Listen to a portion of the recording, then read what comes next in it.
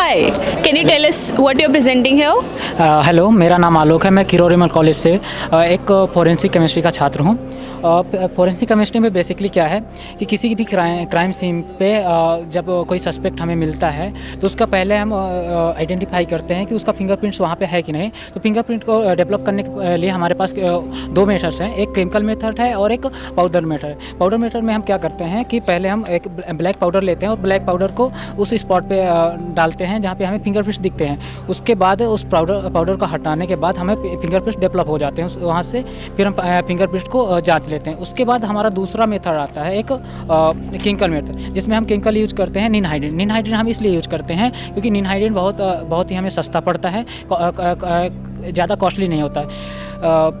उसके बाद नेक्स्ट हमारे पास आते हैं किसी भी लिकर में अगर अल्कोहल है या फिर हम देखते हैं कि वो सस्पेक्ट अल्कोहल कंज्यूम किए था या नहीं किए था, उसके लिए हमारे पास अल्कोहल आता है, जिसका अल्कोहल को हम वहाँ पे डिटेक्ट कर सकते हैं। नेक्स्ट अपने पास आता है एक फिनोप्थिलीन टेस्ट टाइप केस, जो हमारे पास एक सैंपल भी है। इसके थ्रू हम ये करते हैं कि नोट पे हम पहले फिनोप्थिलीन को लगाते हैं। उसके बाद किसी भी जो ब्राइब हमसे मांगता है उसको हम नोट देते हैं ऐसे।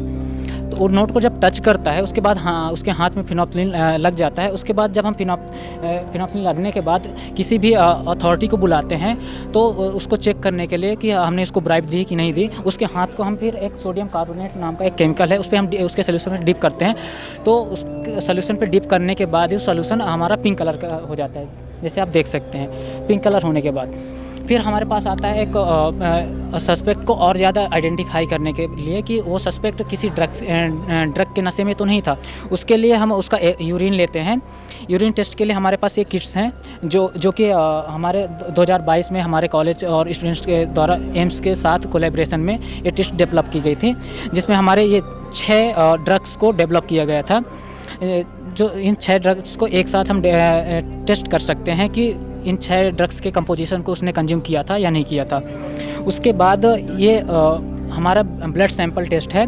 ब्लड सैंपल टेस्ट इसलिए लेते हैं क्योंकि यूरिन का हमारा 1 दिन या 2 दिन ही उस पर ड्रग्स का इफेक्ट दिखता है, लेकिन ब्लड में क्या होता है वो मैक्सिमम 6 to 7 डेज उसका ड्रग्स का इफेक्ट दिखता है। इसलिए हम ब्लड सैंपल लेते हैं।